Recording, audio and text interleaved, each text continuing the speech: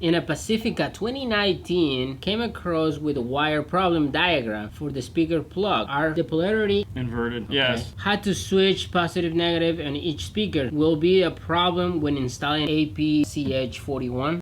No, it's not. Keep in mind, if the car will take the CH41, run the CH41. They should also make the plug for it too. They make plugs that go into there. Now, they might not make it for 2019. I totally understand that. Keep in mind, if everything pops red, it's fine.